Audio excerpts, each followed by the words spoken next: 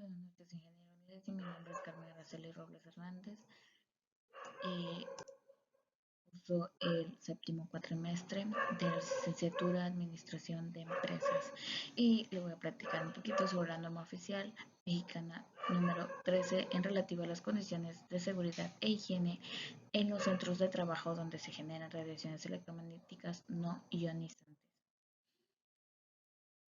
Esta norma tiene como objetivo establecer medidas preventivas y de control en los centros de trabajo donde se generen radiaciones electromagnéticas no ionizantes para prevenir los riesgos a la salud de los trabajadores que implican la exposición a dichas radiaciones.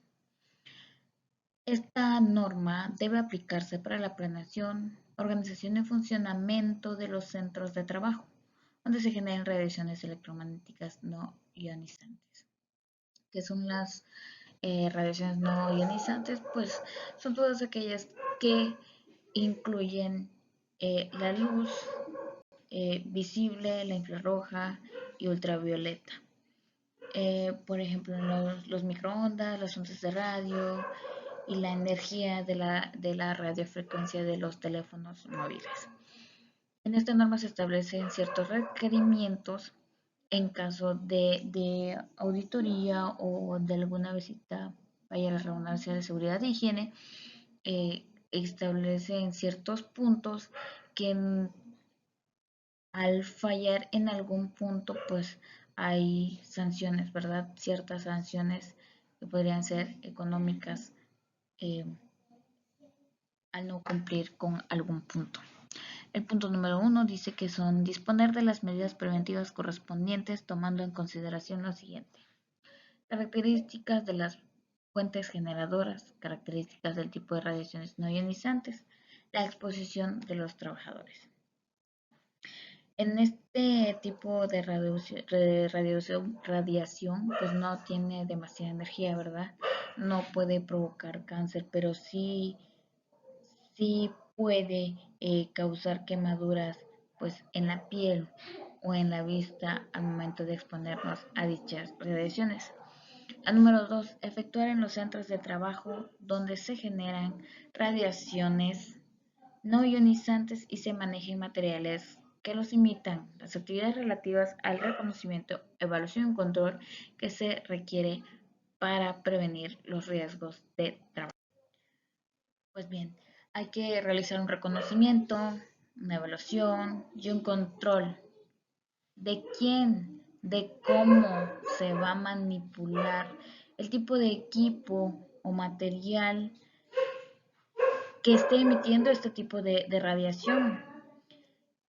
¿Qué actividades se van a realizar con ese tipo de equipo o material y cómo prevenir que éstas no causen daño a los trabajadores?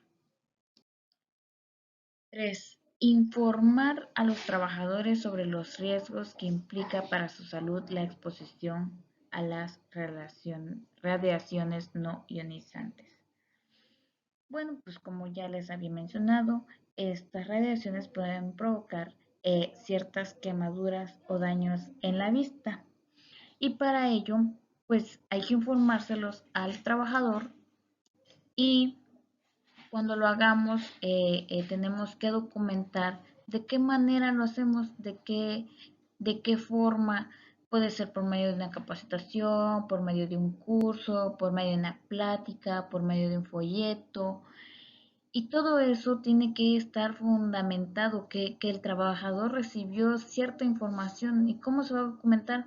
Pues no sé, a lo mejor elaborando una lista con los nombres de los trabajadores, con firma de los trabajadores, que conste que ellos sí recibieron dicha información.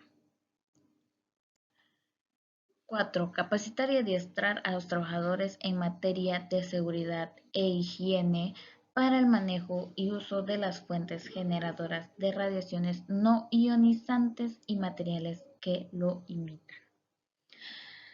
Pues bien, en este punto, pues como bien nos dice, capacitar y adiestrar, ¿verdad?, a los trabajadores, a cómo va a manipular el equipo, cómo, cómo va a manipular ese material que que produce esa radiación, ¿verdad? Que ellos conozcan, que ellos sepan los procedimientos de seguridad para realizar las actividades con este tipo de material o equipo, ¿verdad? Número 5, vigilar que no se rebasen los niveles máximos de exposición a las radiaciones electromagnéticas. Para los trabajadores, requerimientos para los trabajadores. Observar las medidas de seguridad e higiene que se establezcan por parte del patrón. Participar en la capacitación y adiestramiento proporcionada por el patrón. Colocar en las actividades de evaluación y control que se establezcan para prevenir los riesgos de trabajo. Deben usar el equipo de protección personal proporcionada por el patrón.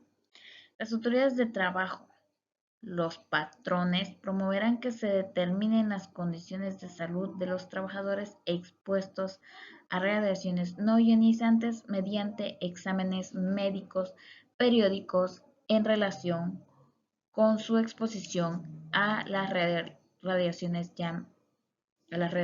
no ionizantes. Requisitos del reconocimiento. Identificar y señalar dichas fuentes. Definir las zonas en donde existan riesgos de exposición. Conocer las características de cada fuente emisora identificada relativas al tipo de radiación que emitan, su magnitud y distribución en el ambiente local de trabajo. Colocar señalamientos a la exposición a dichas radiaciones en zonas donde exista. De la evaluación para medir los niveles de radiaciones no ionizantes en los centros de trabajo. Aquí los patrones deben aplicar los instrumentos y métodos adecuados considerados para los riesgos específicos. Del control. Limitar los tiempos de frecuencia de exposición del trabajador a las radiaciones no ionizantes, a efecto de no exceder los niveles máximos permitibles establecidos en la presente. Instalar y mantener en funcionamiento los dispositivos de seguridad. Todo esto pues para el control de las radiaciones no ionizantes en los locales de trabajo a efecto de no exceder los niveles máximos, ¿verdad?, permitidos y establecidos. Dotar a los trabajadores del equipo de protección personal específico al riesgo. Pues esto sería todo. Muchas gracias. Buenas noches.